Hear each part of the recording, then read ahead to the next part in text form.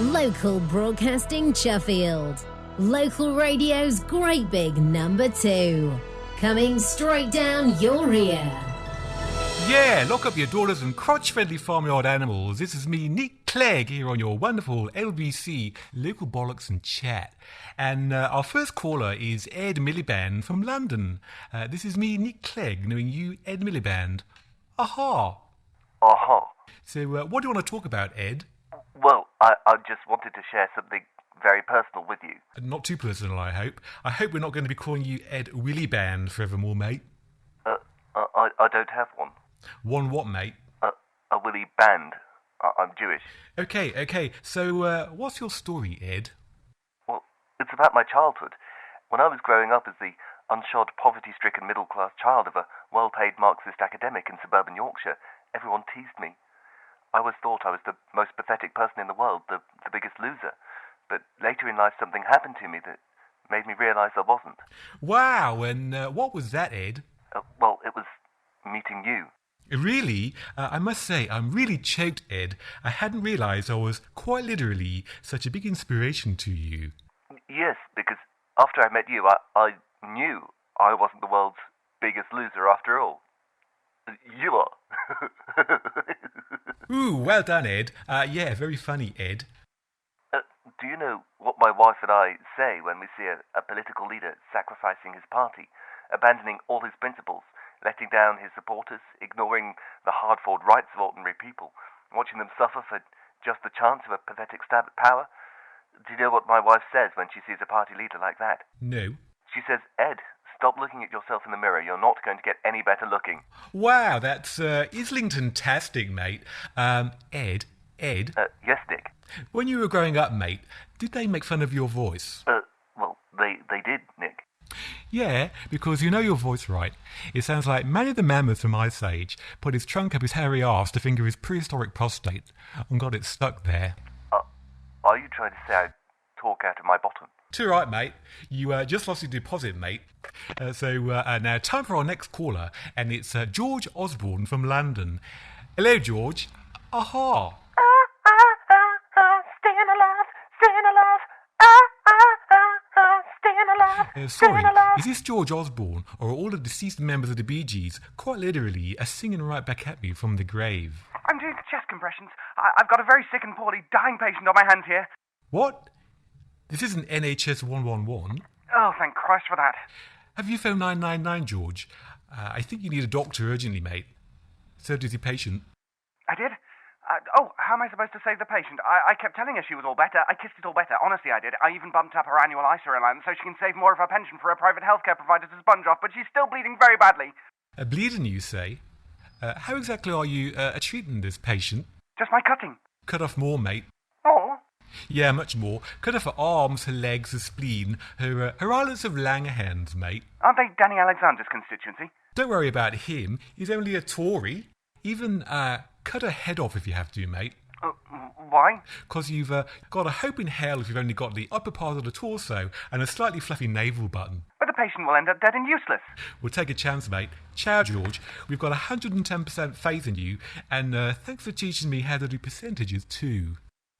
And now next Saturday week, all your favourite DJs and celebs from LBC will be going head-to-head with the local council to raise money for charity in It's the Right Local Knockout. So if you want to see your council leader dressed up as a giant milkmaid having torrents of slimy liquid poured all over her, just go and gob on her from the public gallery at the next council meeting. Next call is Dave. Hi, Dave. Knowing me, knowing you. Yeah. And you're calling from London, Dave, mate? Yes. Actually, I'm calling, I'm actually calling from, Cockneyton. That's right, Cockneyton. Right, okay, well, a shout out to all the Cockneyton crew. Oh, God, those plebs are disgusting, aren't they? There's what, mate? Oh, those those plebbles. The plebbles in the river, all slimy and disgusting like. What I wanted to say was, my partner, Nick Clegg, has been acting all funny, glove, call blimey, strike a light. Nick Clegg? But that's quite literally me? No. Nicola Egg. Yeah, that's her name, Nicola Egg. Well, we've been partners for, 3 years now, 4 years now, but the thing is, right, she lets me do all sorts of things to her in private. Things? What sort of things? Remember, it's a family show, mate. In fact, there are a lot of impressionable underage youngsters listening to this in my dressing room. Things that only someone who was wholly needy and pathetically dependent on someone else for power would let me do. Really, mate? Well, she's let me take her right up a very dark and tight alley before now. A tight alley? The only time I get to ejaculate Tory bingo is when I take her up the back passage. So she gives you the key to the door at the tradesman's entrance? Absolutely. Spot on, yeah. Right. I'm with you, Dave, I'm with you. Oh, I really wish you weren't.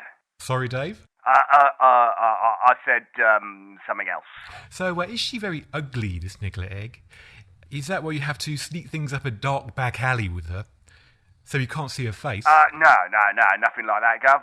It's just I've found it's hard to get a big majority, a full housey, so to speak. That must make life very difficult for you, Dave, mate. Oh, I'd really so love to have a really big one, a huge one, just like my hero Margaret used to. Margaret?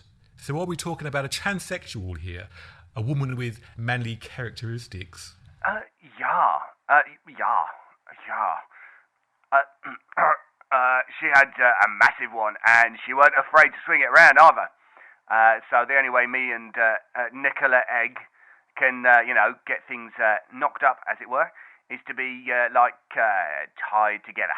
You mean bondage? Oh, yeah.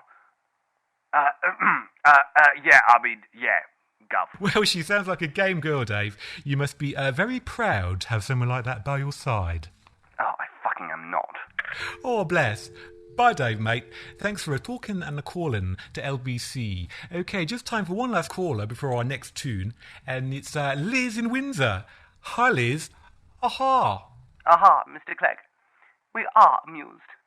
Pleased to hear it, mate. What have you got to say for your sexy Uncle Nick, the big hairy Pop-Tart? Well, one keeps hearing about the bedroom tax. We are very worried, Mr. Clegg. We? Who's we, Liz? We, myself and I, Mr. Clegg. Yes, you see, we live in rather a large number of houses with many spare rooms. We are wondering if we, too, will have to pay this bedroom tax. Why is that then, Liz? One receives rather a lot of state benefits. And how many spare rooms would you say you have, mate? About 700. That's almost as many as me. Could you look into taking a lodger? Well, the thing is, we need separate rooms for all our corgis. Why's that then, Liz? Because otherwise one fears that they'd shag each other senseless. And what about you and your husband? Do you share a room? My husband and I have separate rooms, Mr. Clegg. Why? For exactly the opposite reason one's corgis do. Not half pot pickers. One detects that you've adopted every mannerism from almost every BBC TV and radio personality from one's reign in the 1970s and 80s. Yes. I know. Why, Mr. Clegg? Because before you can become a radio personality, you've got to get, well, a personality. One doesn't think these personalities entirely suit you, Mr. Clegg. I prefer you characterless. All right. Wind your knickers in, mate. Would you like to know what sort of knickers I'm wearing, Mr. Clegg? No. Good. Because one isn't wearing any. Go and run your knickers up a beefeater's flagpole. Oh, one will. One will. Bye, Liz. OK, so now time for a funky tune to lead us up to the news. And here's Bachman Turner Overdrive, and you ain't seen nothing yet. And a little bit of advice before I go. If you ever do find yourself stuck in the middle with anyone, just do what I did and take a leaf out of the time warp and quite literally take a step to the right. You will find plenty of new friends to grease your way onwards and upwards over here, even if it means quite literally being taken up the tradesman's entrance. Let's rock, mate.